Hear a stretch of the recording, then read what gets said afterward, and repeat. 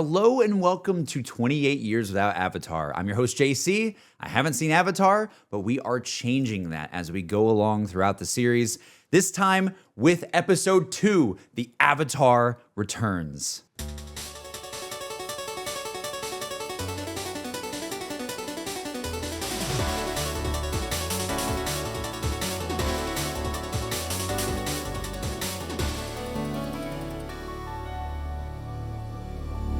Okay, so that episode was fantastic. Just starting off, that episode was really something special. I kind of regret a little bit not including this one in last week's, but I didn't know. I didn't know how this show was going to be. I didn't know it was kind of like a two-parter going into it. And you guys are going to have to let me know in the future how that's going to work. Like if there's an episode or two that you should clump together, let me know and I'll do two in one go. But that was fantastic. That episode was fantastic. And just out of the gate, my first impressions, wow, the combat, very cool. Seeing the different skills and powers that these characters have and seeing not only just like a simple like, okay, this is an air attack, but just how much mileage they can get out of that. Like seeing Aang not only be someone that can do like this almost like jet gun and like fly backwards, right, to escape his captors, or also make this like air ball speedy thing that he can do. And he can kind of like wall run with his airbending powers. And he can also reflect things with the airbending powers. And he can just do so much. Like there's so much that they showed off in this one episode that he can do. And again, if he's only a novice, what more could they do in the future? So that was really cool. Just seeing like the different ways that the powers could work. And not only that, this episode, I think, gave us a lot of confrontation, but more specifically, a character growth for Sokka. I think Sokka was the star of this episode. If there was any like main character of this one, it probably was Sokka. And in the first episode, I like Sokka. I was like, okay, that's he's kind of funny, and I like seeing this character in the mix, but he wasn't my favorite. Like he didn't steal the show in the first one. But I think in this one, if there's an MVP of this episode, it's probably Sokka. I think that, it starts out and it's like, oh man, Sokka's mad at us. Sokka thinks that we're ruining everything and we're going to bring death to this village. Kind of rightfully so in some ways. Like I get his apprehension. I get why he feels that way. Obviously, we can see and Katara can see that Aang brings an innocence and fun that the village very much needed at this time. And to the world needs that too. But Sokka was worried and he did not want to see more problems and more destruction. And there's definitely some depth there with something related to their dad. There's something going on there where there's some past trauma that's going on with their family history. And Sokka has clearly a lot of stuff built up that he's feeling. But what I love about this episode is that Sokka's so serious about this stuff. He's like, oh my gosh, why did you do this? Oh my gosh, why did you bring him here? Oh, what are we gonna do? We gotta defend. But when in all reality, Sokka is the only one that really can defend other than really Katara and Aang, right? And Sokka just being like, okay, I'm gonna sit here and I'm gonna put the war paint on and I'm going to look out and try to protect this village. Like, he gets the MVP award because he's just like, he's not being afraid, he's not running away. He's trying to defend his people. And even without apparently any powers, again, I don't know if that's ever going to change, but without any powers, he still has the bravery to go up against basically the Empire from Star Wars coming down and completely like raiding the village, I just respected that a lot. I think that was really fun. And then seeing the progression of, okay, he stood his ground. He failed tremendously. I felt so bad. The boomerang was cool. That effect was cool. I did like that. It reminded me of the Kratos axe moment, just all across God of War 2018 and Ragnarok, if you played those games. But that was cool. And I like that he was able to do a little bit of stuff, but man, he was just outclassed. Like he was absolutely outclassed. Even the firebenders weren't even using their full fire potential. They were going like just literally like fist fighting him and just threw him in the snow and with his head in the snow, head in the sand almost, right? And yeah, even with all that though, obviously Aang coming back and helping and saving that situation and making like the sacrifice play and turning himself in. I think Sokka had a bit of a realization in that moment of like, okay, maybe I was a little bit wrong about this. Maybe I might not admit it fully, externally to Katara right away. I might not admit that I was wrong fully, but maybe there's something about Aang that's special, right? And Aang is the Avatar, and we gotta maybe go and protect him and go help him out. And I love that. I love that in one episode with like 20 minutes. Granted, it's built off of stuff from the first episode too, but in this one episode, you see some character growth already for Sokka, and that was super heartwarming. I really enjoyed that. I like that, Katara is immediately like shouting at him, going like, we have to go after Aang. We have to do this. Like, what are you talking about? We have to go. And he's like, what are you talking about? I already got the boat ready.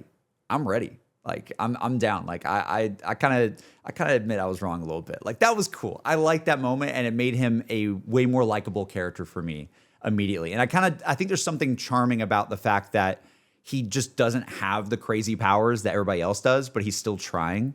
And I really dig that. It kind of gives me, this is a weird comparison, but it kind of gives me feelings of like The Boys a little bit, like early seasons of The Boys. Very different show, but The Boys, the concept of that show is a bunch of lads that are in a group that are trying to take down superheroes, but they don't have powers.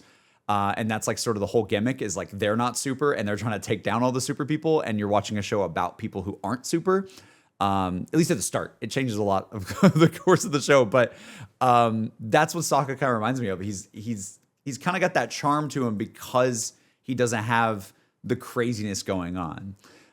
But yeah, that's a perfect segue. We should go ahead and swap to the craziness, right? Speaking of crazy powers, Aang in this episode. That was crazy. Like, we saw again in episode 1, we saw him in a flashback do this ice move, this water move, I assume, to freeze himself in ice in the flashback. And that's how he contained himself for 100 years. That's how he saved him and Appa years ago. This time around, we see it happen in real time. It's not a freezing effect, but it's definitely that sort of, I don't know what to call it, but he's almost like limit breaking. Like Aang has this like Super Saiyan, Supersonic, or ultimate move that happens sometimes where he kind of like, it's almost like he's entering like a hyper mode or something. And his eyes, obviously going like laser mode and everything going blue, everything shining. And boom, I'm going to do this skill that you never thought I could do. And all of a sudden, he just lifts himself up out of the water when he's getting chased by, or he's put there by Zuko. And he just comes out and he's like, boom, I'm literally going to cause this like water tornado thing, like to this metal ship, by the way, and just cause absolute destruction. Like, that was freaking awesome. I really liked seeing that stuff. That was surprising that we saw an ultimate move like that so early in this show. And again, maybe they're just trying to hype us up to get the show going. They're like, hey, we're going to show you some cool stuff right away. But I thought that would be something we see like much later, maybe. Like seeing him use like some water, like freezing ultimate move or something like that. But he did something like that this early. And yeah, again, with this whole waterbending power within him, we don't know how much power he can tap into that right now versus how much he needs to master. He clearly can do it at certain times, but we don't know if it's something that only happens in heightened moments or if it's something that eventually when he masters it, he might be able just to do that without limit breaking, right? He might be able to do that without going super. And yeah, I'm curious what that's going to be like. Like, what does the training look like to actually be a full-time waterbender? Like, what does that feel like? I'm not sure. There's a lot of unanswered questions there of how does that work, and like what is the breadth of water skills? Again, that's the thing of this episode that I love so much, is that you're getting a look into the creativity of the artists of the show, right? You're getting a look into how they're able to find so much variety and depth with powers. And seeing that this early is really cool. Like even with Katara in this episode too. Speaking of her, she has her moments, of course, of like I first of all I love that Katara is just like I'm going with Aang. F you guys. I'm going with Aang. You guys are mean. He's bringing so much happiness to us right now. What are you doing? And also this is my chance to be a waterbender. To be an even greater waterbender than I am. And I love that in this episode. She gets a little bit of a moment too. It's not as powerful as the Aang moment, definitely not as powerful, but she gets that moment of being able to freeze the enemies, and that was cool. I didn't expect to see freezing. Like when you hear water bending, you always think of like, oh yeah, like maybe there's like I don't know, like liquid in front of me, and I'm able to like twist it around and things like that. But no, she literally just like froze all the troopers that were coming after them. That was pretty sick. Like just being able just to freeze them in place right before they're about to get caught. I like that part a lot. That was very cool. So again, like just seeing all the different effects in this episode. This episode was a banger. Like seeing all the different things, it was just very hype. Lots of I don't want to say hype and aura moments, but like genuinely that is what this episode was like here's really cool powers that Aang can do. He literally can escape his captors. He's very, very fast when he wants to be. Here's Katara like using a little bit more of her freezing powers, apparently. Here's Sokka using his boomerang, which is not like his power, but at least it's seeing something else, right? Like all these characters got like a moment to shine. And even Appa came in clutch. Even Appa, I guess yip yip is the code word. Yip yip is the code word and confirmed, and that will make Appa fly, and Appa will listen to you. I thought it might be a treat or something like that, but no, it was yip yip. It was just a little yip yip, and he went, okay, I fly now. Yeah, Appa had a moment too, and they caused like a whole avalanche on the ship as they flew away on Appa, and that was cute. I like that. I thought the episode at first was going to end with Aang being split off from them, and then it being like to be continued again. I was gonna be like, no, I want to see them all together. So I'm kind of happy that it ended in a good spot for the main trio, I guess. That was cool. I like that. And seeing more of like just the surprise and Zuko's, he clearly has a passionate, I don't know if it's like revenge. I don't know what it is. Like, why is he so enthralled with finding the Avatar? Like, why does he care so goddamn much? Like, what is his deal with that? Not quite sure. I imagine there's something maybe in the family. There's some family history, and maybe there's something with maybe his dad. Like he said, they were bringing back Aang to his dad, right, to his father. So they keep mentioning the father. They keep mentioning that. So I don't know if that's a king or something. But I mean, if he's the prince, then it's got to be the king, right? There's something going on there. There's something going on where like he feels like he needs to do this, and he is over-indexing so hard, like not letting him get away. He is literally jumping off the ship, like as Aang is flying on his like wing glider. He's literally jumping off the ship after him and hanging on, like even if he might fall and die. Like he is completely focused. I am going after Aang at all costs. And that was really cool. I said this when I was reacting to the episode. And by the way, just want to throw it out there. We're reacting to the episodes on Patreon. So if you guys have any interest in watching along with me week by week, those come out day and date with our podcast. So you can watch with me, and you have to sync your own footage. It's a little annoying, I know, but just for copyright reasons, you have to sync up your own footage with my watch party. But if you can do that, then come back and watch this little journal entry that I do every week and get sort of the best of both worlds. But yeah, I was saying in my reaction that Zuko reminds me a lot of Star Wars, and specifically Kylo Ren. I get such Kylo Ren energy from this episode, and maybe it's just the visual of the ship having this sort of like opening in the front. And I know that's what ships do. Like ships can open and have like a little, lowering mechanism, right? A little ramp that comes down. That's a thing. Like ships have ramps, right? Star Wars probably got that from ships, But I'm just telling you, like if you go to A Force Awakens, right? The Force Awakens. I think it's called The Force Awakens. Yeah. If you go to Force Awakens and you watch the moment when Kylo Ren is introduced, and this also happens across all of Star Wars. Like a lot of times when the Empire lands down on a planet, you see the ship sort of open this ramp, right? And then the evil characters walk in line, and the march starts playing, right? The Stormtrooper. Emmy's gonna kill me for not knowing the name. Empire March, is that what it's called? Oh my gosh, sorry. But anyway, the Star Wars music plays, the Empire's theme plays, and you see them all marching down. And there's an energy to The Force Awakens where when you see Kylo Ren come out, and he has got this sort of. Kylo Ren's not a teenager, I don't think. Like he's definitely older than a teenager. So Zuko's a little bit different in that regard, but there's still that sort of naivety, I think. There's still a sort of like you're so focused and fascinated with your task, and you feel like you have something to prove that you're kind of over-indexing really hard on what you're doing. And I just get Kylo Ren vibes, like Kylo Ren coming down and being like, where is this and where is that, and like I am totally as good as Darth Vader. And it's like, well, maybe not yet. Maybe not yet. You're trying really hard to be, and we can all see it. You're kind of edgy. That's kind of how Zuko is feeling to me.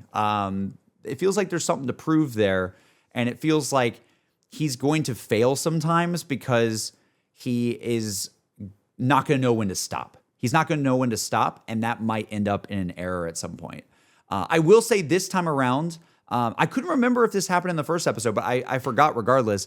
But now we know that it's Zuko, and on the firebending side, the only main two characters we've seen is Zuko, a lot of, troopers that are with Zuko, a lot of other soldiers, and Uncle. Uncle, right? We saw Uncle, and Uncle has powers. Uncle does, because he shot fire to the sky in the same way that Zuko did. So Uncle might be pretty good. Like he might be really, really good with powers, and we just don't know it. Like I kind of would like it if Uncle he kind of has that lackadaisical energy of like, I'm tired. I just want to eat and I just want to sleep. Ugh.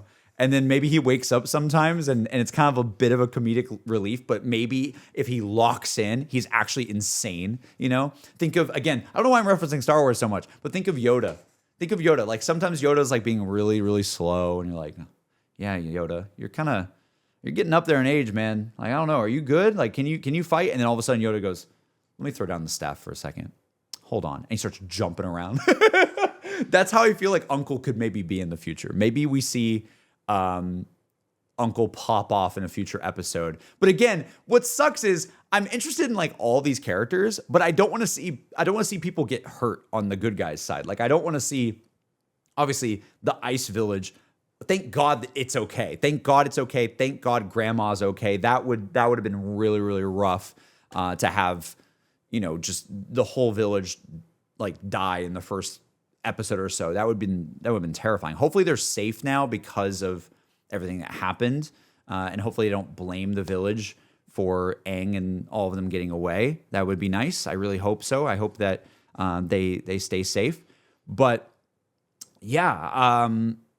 I don't know. It was good, man. This was a really good episode. I'm really stoked to see where it goes. And the ending of the episode, just to sort of like cap off this sort of reaction, is that we learn that the legend says that the Avatar is someone that must master all the elements, right? The legend says he must master all of the elements, and maybe he can put an end to the war or be the savior or whatever it is. And it's definitely clear now that Aang has not mastered water, maybe not fire, maybe not earth as well, right? So we kind of have our layup now of what this show is about. It's Aang being a novice, even though he's the Avatar. Everyone's like, wait, you're just a kid? What? You haven't learned? You don't have all the elements? And it's like, nope, I only have airbending, and sometimes I do a limit break with waterbending. Can you do a limit break and do firebending? Can you do a limit break and do earthbending? What does earthbending even look like?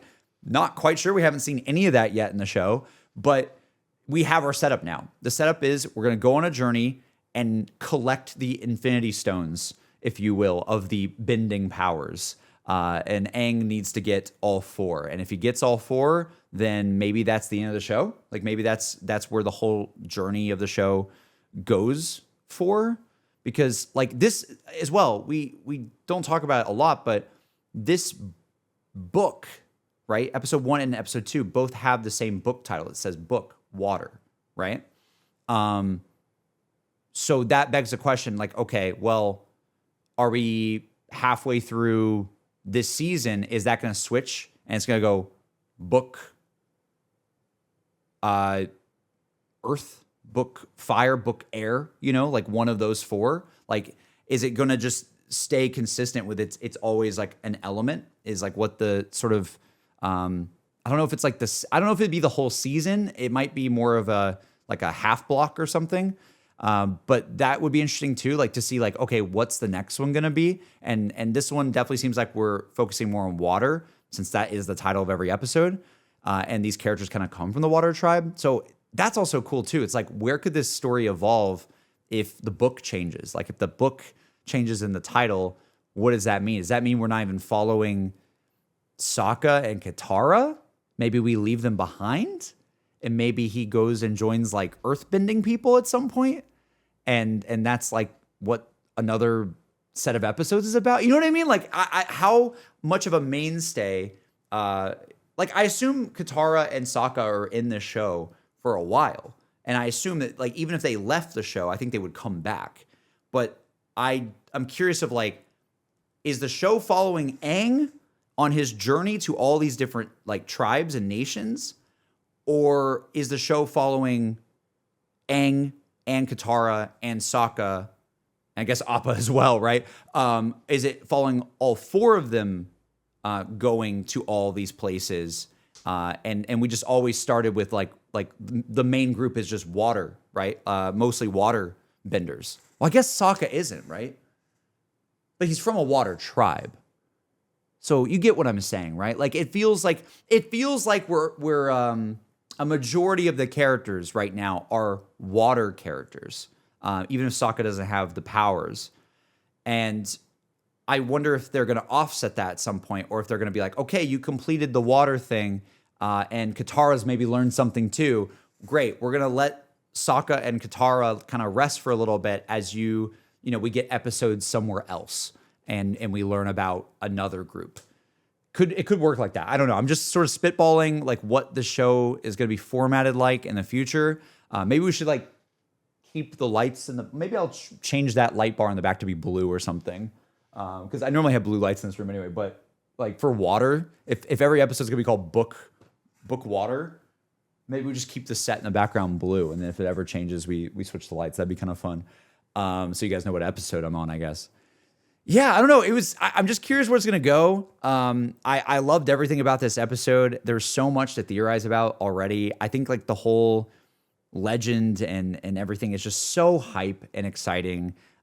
Once again, like Aang is just like, hey, I know about that legend. We got to do that. Let's go master water, Katara. Let's do it together. Let's find you a master and all this kind of stuff. Anyway, but can we go find a monkey? That's what he said, like a hog monkey. Is that what he said?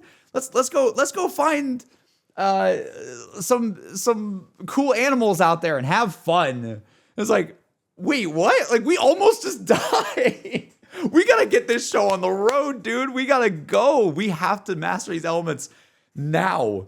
It doesn't seem like the world is in a state where we can just mess around. But also, I do get it though. Like that is the point, and that's why Aang is kind of like a fun character to watch. Is that he has this youthful, fun energy, innocence to him that he wants to bring, and that's sort of core to who he is. He's not freaking out still too much about being gone for 100 years. Like the most that he said in this episode was, "Oh man, I didn't clean my room in 100 years." And I'm like, "Oh my god, dude, that's the least of your worries, brother.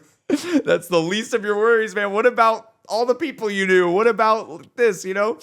But I still think that he might be shielding himself mentally from the real conversation there, like the real thoughts there. He might be putting up a shield a little bit with his jokes and with his sort of funny antics.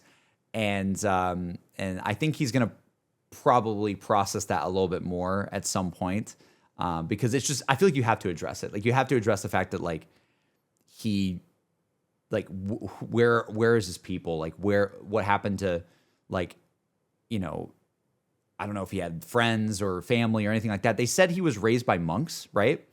So that's interesting. I wonder what that means exactly. Like, is that the closest thing that he had was this group of monks that he was with? Maybe, don't know. We're gonna have to see. But yeah, regardless, I think we're gonna see answers to a lot of these things. I think we're gonna get more. But yeah, before we go, let's tier rank the characters once again and who's at the top of my list right now. I think right now out of like the main, let's go like main like 5 or 6 characters like we did last time. I think right now I have Aang at number 1 still, because also Aang just completely, like I gave Sokka the MVP award this episode, but Aang absolutely popped off with the combat. That was so fun to watch. I just love how fast he is. And he's able to sort of like make use of his surroundings really well. Like the mattress when Zuko was fighting him, that was sick. I really liked that. That was cool. And yeah, I think Aang is still number 1 right now. And then after that, I think I had Katara. But I'm gonna go, you know what? I'm gonna bump Sokka up. I'm gonna bump Sokka up. It's right now. It's Aang, Katara, and Sokka got his flowers this episode. I like seeing the character growth there. I don't think he's my favorite yet, but I think that was definitely a moment that made me like Sokka a heck of a lot more than I did last time. And I liked him before, but this time I'm like, oh, okay. I like how they have this character set up. I think that's cool. And then after that, let's go. You know what? Maybe just for the heck of it, because Zuko kind of failed this episode and was being really mean to this village. Like, why are you so mean, Zuko? Like, calm down, you know? I'm going to put Aang now above Zuko. That's right.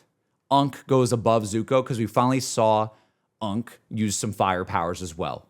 And that was cool. I like seeing that. And I still don't really get Aang's deal, but he's really funny and he's very entertaining to watch every single time. And Zuko, you flopped. You flopped. So you're going down on the list today.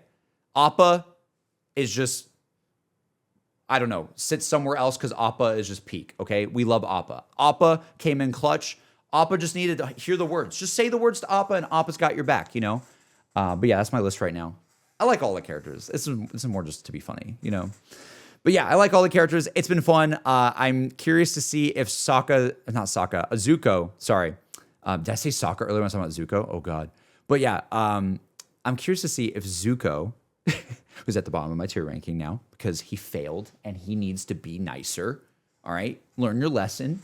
Don't go into battle like that. That's crazy. Why are you trying to prove yourself so hard? But yeah, what's going to be the deal with Zuko? Is he going to be in trouble now that he let the Avatar go? Are we going to see Daddy come in because Zuko failed and didn't grab him? Maybe. I mean, you literally had the Avatar in your possession and you let him go. You failed. And not only that, you had someone who's kind of not even mastered waterbending with Katara stop some of your men as well. Not good. That I feel like Dad's going to be mad. I feel like Father's going to be mad. So maybe we'll see some of the fallout of that in the next episode. And maybe with the main trio or you know, I guess 4 people. I guess I'll say trio. Appa's there, but you know what I mean when I say trio. I think with the main trio going forward, I'm excited to see where they go next. Now they're just like off on their journey and they could go anywhere. I know that they're going to do like all the pit stops to have fun, but they might not even show that. That might just be part of the joke at the end of the episode, but they'll actually get to their next destination. I don't know. We'll see. But we're going to go somewhere and hopefully we can learn a little bit more waterbending powers along the way. So yeah, that episode was fantastic. I really enjoyed that. I cannot wait for next week. Yeah, these are normally about like 20 to 30 minutes long. This one's probably going a little bit longer, but I had a lot to yap because this episode was peak. It was really good. I genuinely think that if someone was watching this, I'd probably say like definitely watch episode 1 and 2 at the same time. Me splitting it up was a little weird, but again, I didn't know. How could I have known? I didn't want to look up anything, you know? So yeah, let me know in the comments down below if you enjoyed, what your thoughts on the episode are. Like if there's anything here that stood out to you that's really interesting. Again, I think Sokka was the MVP of this one. I love seeing that character growth in such a short amount of time. Like, that was really good, and it felt natural and it felt right. I really dug that. And yeah, I hope to see you guys next week. I hope your Monday is absolutely terrific. I hope you have a great start to your week, and follow along week to week. Subscribe if you're new. And if you want to check out the watch alongs, again, you can subscribe to the Patreon only if you want to. It's not required. We're going to be doing these sort of documentary style videos week by week. But if you want to get the watch along, feel free. It's always very appreciated. And apparently a lot of people found it without me even promoting it that much, which is crazy. You guys are awesome. Like, again, so many people are finding even the YouTube channel. This was a passion project that I just want to put on its own channel somewhere else, right?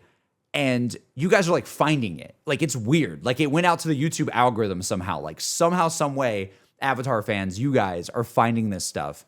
And I just want to say I appreciate it. It really makes me happy to see, because I didn't know what this was going to do. I didn't know who was going to listen or watch or whatever. And we got people listening everywhere, whether it's on YouTube, Spotify, or, Apple, or on Patreon, right? Like, there's just so many different places to watch this content and engage with it.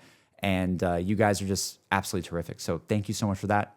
It really made my week so special, and I'm excited to give you guys more. Again, I think we'll do definitely some episodes that are doubling up a little bit more, just because I get it. There's a lot to the show, and me going week by week, episode by episode is a little slow, but that's kind of the point in some ways, is to take our time and not rush it. So there's that side of it too. Regardless, let me know what you think, and I hope to see you guys on the next episode of 28 Years Without Avatar. Have a good one, guys. Bye.